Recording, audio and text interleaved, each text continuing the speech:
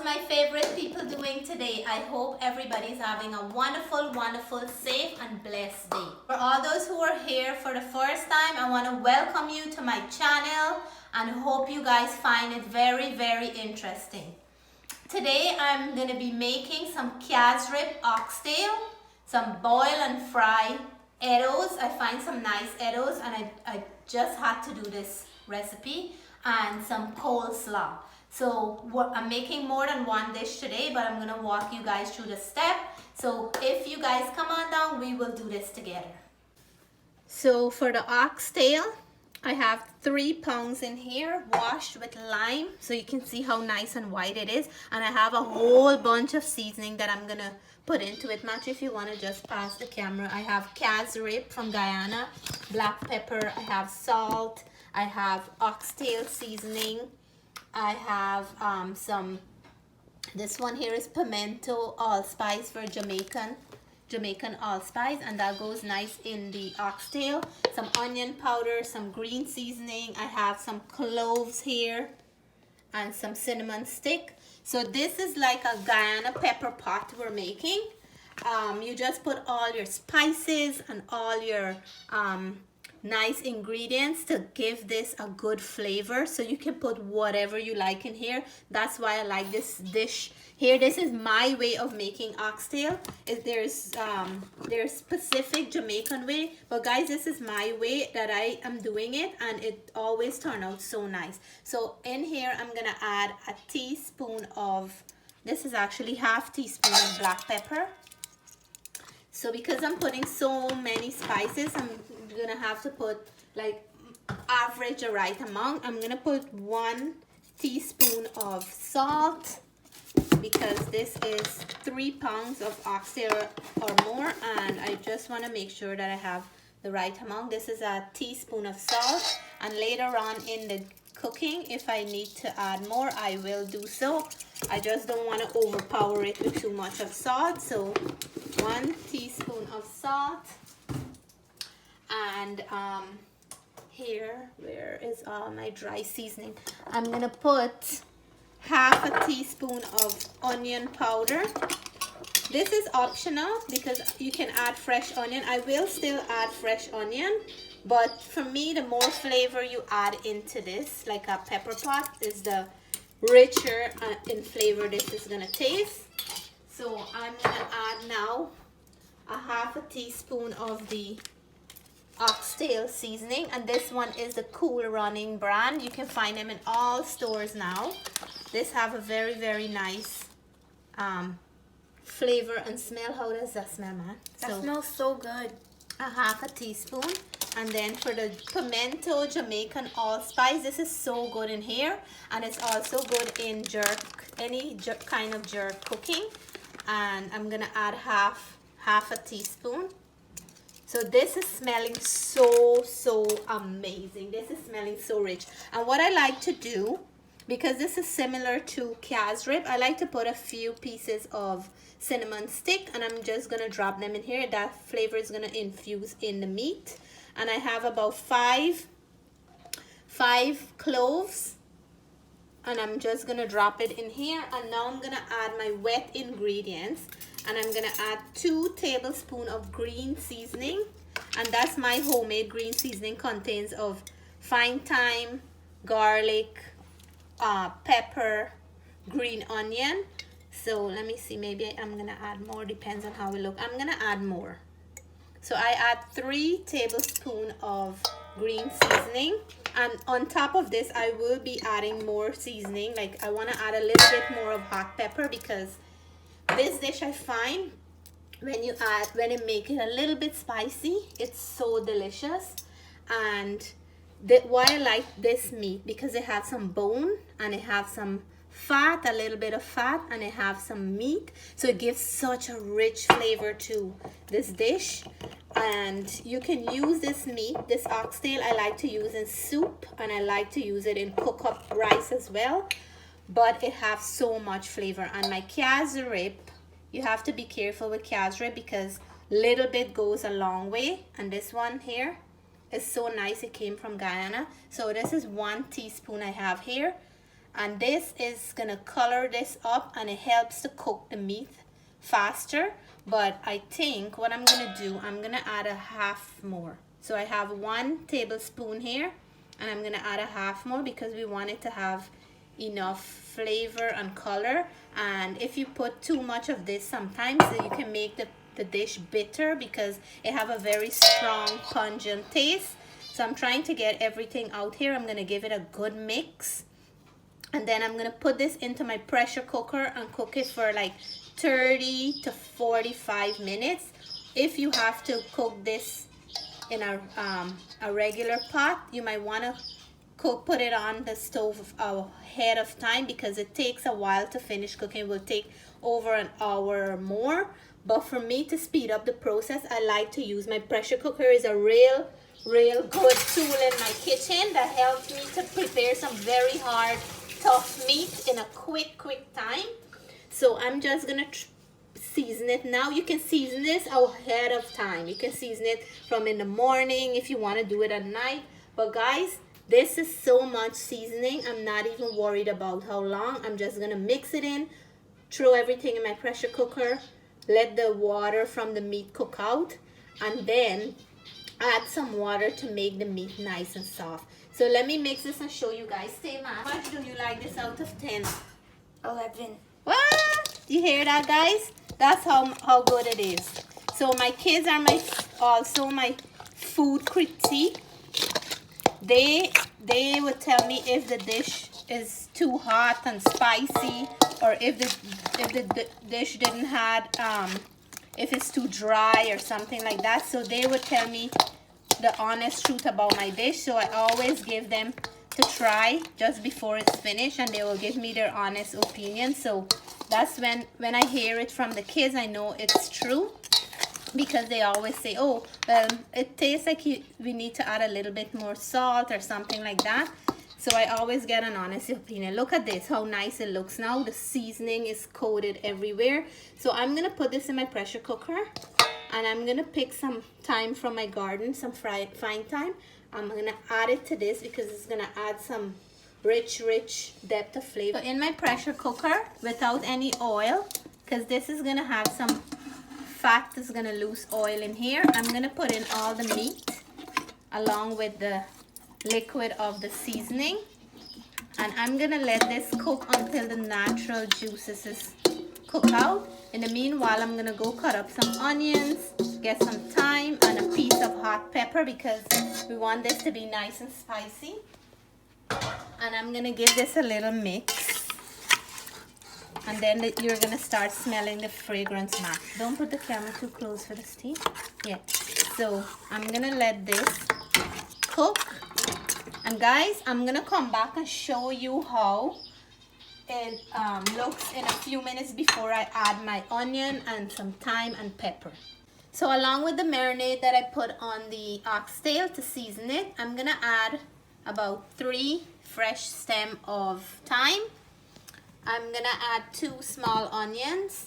I'm gonna add this whole pepper and 2 broadleaf thyme. So we're gonna turn this up now. Mashi, what are you smelling now? It smells really good now. It smells like you can smell those clove and cinnamon, right? Yeah. So I can see the water is cooking out. I like for it to have a little bit more color than this for me. This color is not rich enough for me. So what I'm gonna do, I have some gravy browning. This is used to cooking stews, and this is used to like if you're making black cake or something, is good for that. And this is a cheap brand caramel gravy browning.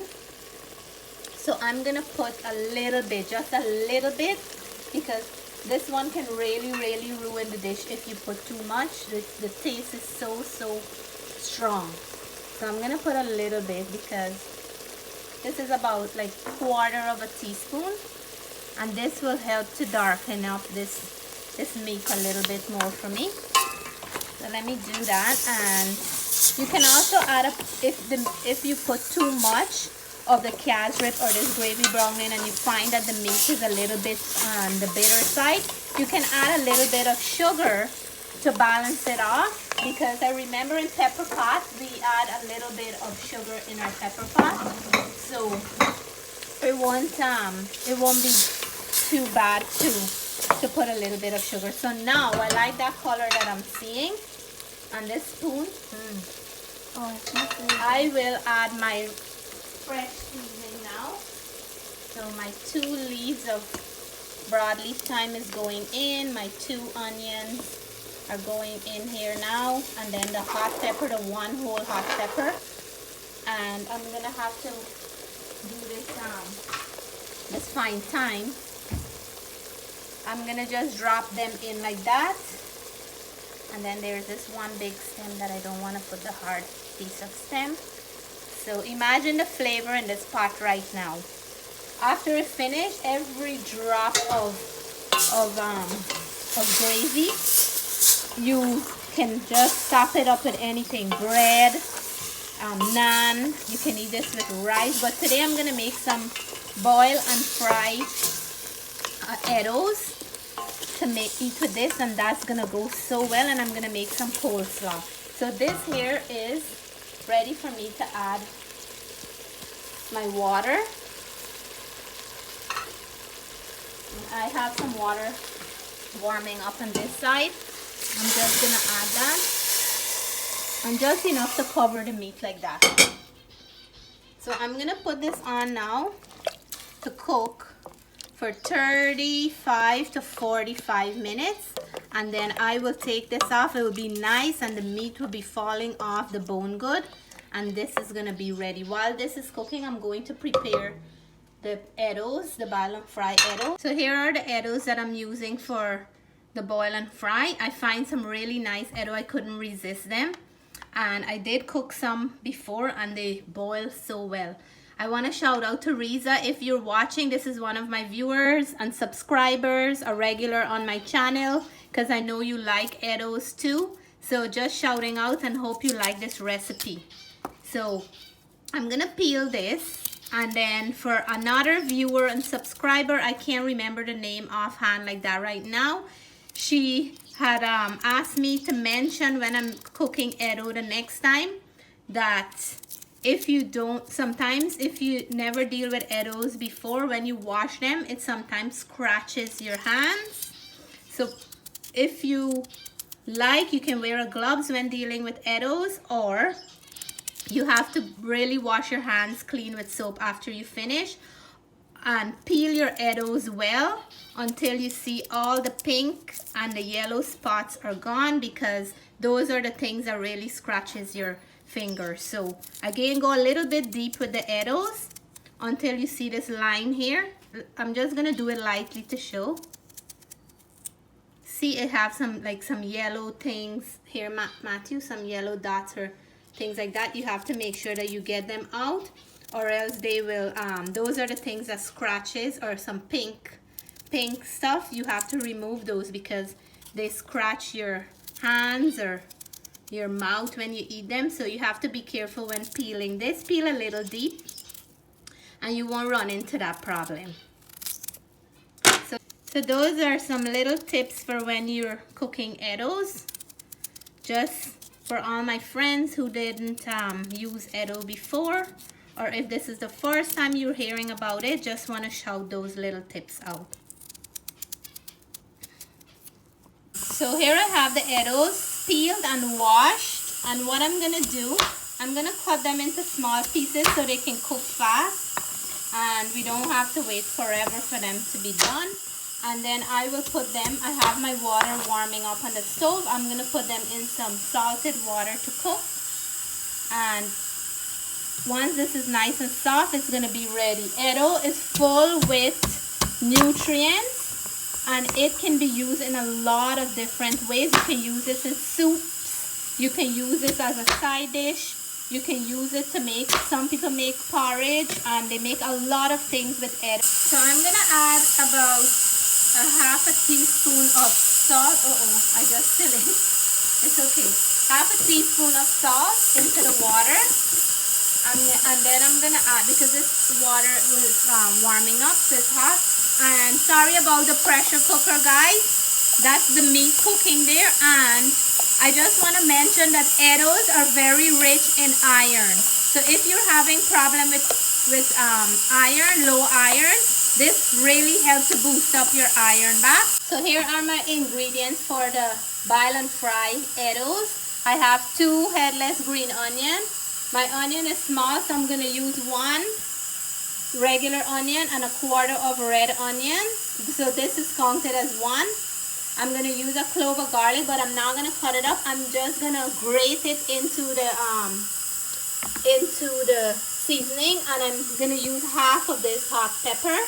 So I'm going to cut this all up. I'm going to leave it aside until the Eddoes are done cooking, and then I'll show you guys how I do that. I'm going to make a coleslaw. My kids just love coleslaw, so I have here 1 whole cabbage, carrot. 1 whole carrot peeled and washed. Mom, the house smells like Christmas. Because of the meat that I'm cooking, like pepper pot. Yeah, thank you, Ma. So I have 1 whole carrot peeled and washed, and I'm gonna grate it into the coleslaw. I have an onion that I'm gonna grate into the coleslaw because it adds a very nice flavor to it. I have a purple cabbage, and I'm only gonna use 1/4. I always like to keep purple cabbage in my kitchen because it makes a quick and easy salad. So only 1/4 of this, and I'm just gonna get cabbage is really this one is really compressed, so I'm just using this amount of red cabbage, and I find the red cabbage add a nice color and crunch. It's a little bit more crunchier than the regular cabbage. So I'm gonna add here, I have a whole regular cabbage, and I'm gonna add 1/4 as well. So I'm just gonna cut out a piece from right here. And these cabbage are really fighting me today, Matt. Why is that? So I'm gonna cut out this piece here. I'll peel off some of the top coverings, and then as I cut it, I usually wash my cabbage. So I already have my bowl with water. So when I thinly slice this cabbage, I'm gonna put it into the water and then rinse it before I start mixing this up. So let me cut this cabbage off camera. Actually got the cabbage cut. So what you want to do now, you want to thinly slice your cabbage for the coleslaw. If you have a slicer, you can do it in your slicer, but it's not a hard job to do with a regular knife as well, especially if you have a very sharp knife. My knife is not so sharp. So I'm just thinly slicing them, and if you notice here in the back, I have my bowl with water. So I'm gonna put my cabbage in here to rinse, and then I will take them out from that water after I finish cutting and put it into this bowl. So while I was off camera, I went ahead and grated my my carrot, and I put it into the bowl. So now I'm gonna add everything into that bowl right there. After I finish, I'm gonna add everything into there, and that's where I'm gonna do my mixture. Okay, so the Eddoes are done.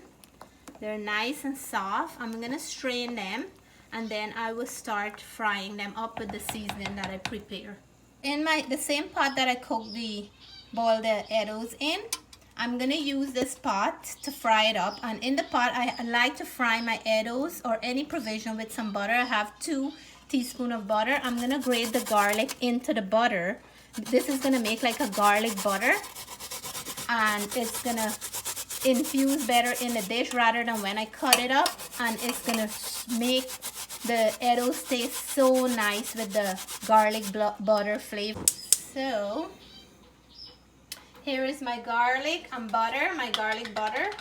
What I like to do in here, put my seasoning now, and I don't like to overcook the seasoning, just pass it into the butter and the garlic for a little. And I like to add a little pinch of tomato paste. This is gonna change that whole color and flavor and add a little bit of acidity to the dish. So I'm gonna cook this. Smell that. This smells like if you're cooking mushroom, sauteed mushroom or something, right, Matt? Yep. So I'm gonna do that, and on my provision, I have it here, Matt. If you wanna show, oh, that's the Eddoes. I'm gonna add onto the Eddoes a little bit of salt, a little pinch. I was already cooking it in salt. This is black pepper, so a little pinch of black pepper goes a long way, and a little pinch of salt is like a half a teaspoon of salt. You don't want to overpower this dish. And then here, Matthew, now this here is cooking up nicely. I don't want it to overcook, so what I'm gonna do now, I'm gonna lower this down to low and add my Eddoes. And because this Eddo is boiled nice and soft, I don't want to mash it up. So what I do, I usually take the pot and then I just swing it around like that. Let me turn off the stove before I burn myself. I usually swing it around and then flip it like that, if you can see. Flip it, because when you turn it, you're actually mashing up the Eddoes more, and that's it, it's done. So this is ready for our oxtail, Casereep oxtail that I'm making. And I'm working on the coleslaw, and then our dinner will be ready. So I had to switch bowls because I was gonna originally put it in this bowl at the back here. That's my purple cabbage. And in here, I had to switch a bowl because to mix it up, I wanna have a bigger bowl so I don't struggle to mix it. So this is my one small onion. I'm gonna grate it into the coleslaw, and I'm actually grating it before I add the purple cabbage because I want it to mix in well. So I'm gonna grate half of it here on this batch, and then when I put the purple cabbage on the top, I'm gonna grate the other half because I want this garlic to get infused well into this coleslaw. It add another depth of flavor. So it's actually, grating it on this side is actually making it nice and fine, so it's not big chunks. So now what I'm gonna do, add my purple cabbage. And this onion is burning my eyes. How about you, Matt? Not really. Okay. The camera's in front. Yeah, that's saving you. So I'm gonna grate my other half now and let it mix in well before I add my other It's starting to burn. ingredients. So guys, let me grate this because I'm crying while I'm doing this with the onion, and then I'll come back and mix this coleslaw and show you guys. So here we have it. Me and Matthew stopped crying now from the onion. So we're gonna add about 1 teaspoon of salt, and You should load it with mayonnaise. well, we're gonna do that, Matthew. We have to put enough to make it flavorful. So I have 1 teaspoon of salt. I'm gonna add half a teaspoon of black pepper into this, and we want it to taste nice. And then now for our mayo, I'm gonna have to measure and average and then keep on adding until it's all nice and mixed in. So I have my mayo here, and I'm using Hellmann's mayo. So let's measure. We're gonna start with a cup first because we don't want it to make it too dry. And we're gonna add this in here. I'm doing this because I want to give you guys the right measurement. So we're gonna try to mix this in, and I don't think that's enough. I'm gonna have to add about another cup or so because I did about half a cabbage, quarter of the regular one, quarter of the purple one, and I did 1 of the carrot. But look how beautiful it look, right, Matthew? Yeah. So let us add some more mayo. Maybe not another cup, but half, right?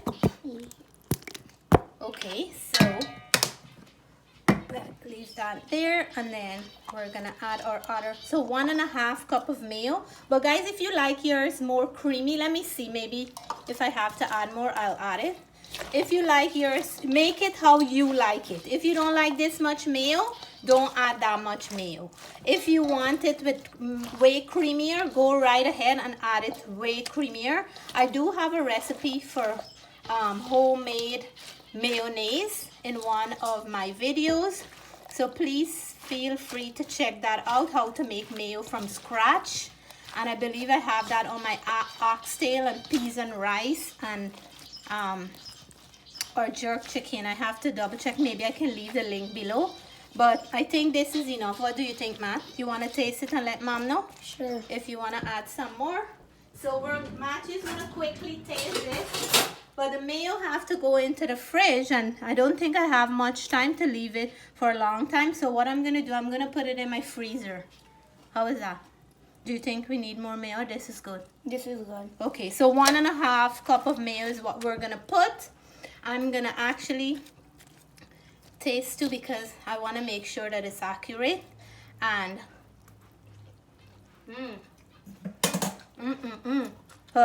I have a plastic bowl here that I start grating the carrot in.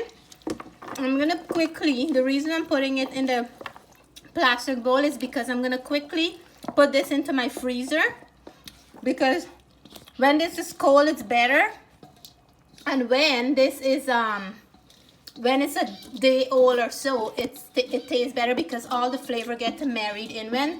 So the longer if you're making this, please make it ahead. The longer you leave it, the better the taste is gonna be. And Matthew, do you taste that nice rich pungent onion in there? Yeah. So it really stands out. It's, yes. So I'm gonna leave this. Look how beautiful with the red cabbage, the regular cabbage, the carrot, one nice bowl of goodness. And I'm gonna leave this in my freezer for maybe 15 minutes before I serve dinner.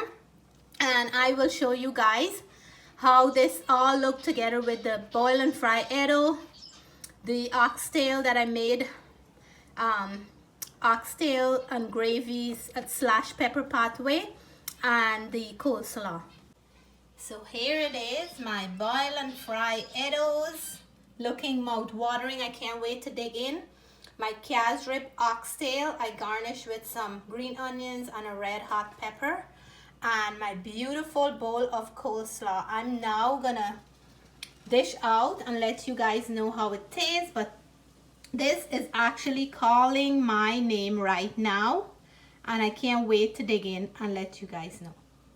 Here is my plate of Eddos, my oxtail, Casereep oxtail, nice and soft, and I pour the gravy on top of my Eddos, and here I have my coleslaw, guys.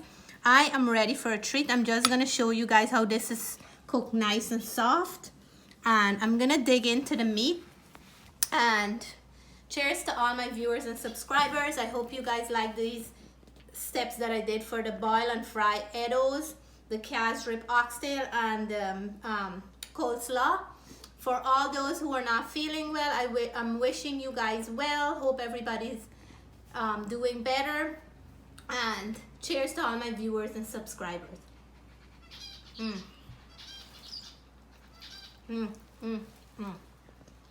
Guys, so flavorful.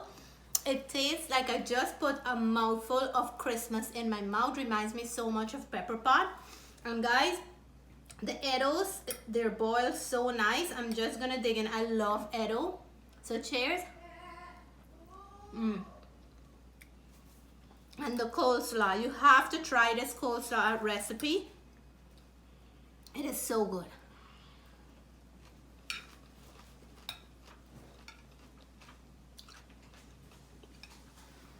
So good.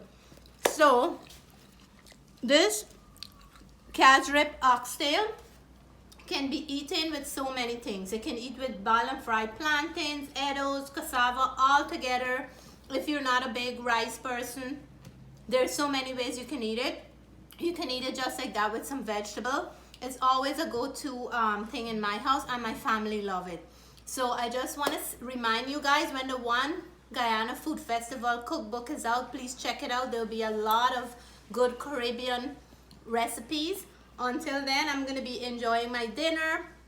Please give me a thumbs up if you like these recipe. Please, if you haven't subscribed and this is your first time, please do so. You only have to subscribe to one video. Until then, stay blessed. Bye for now.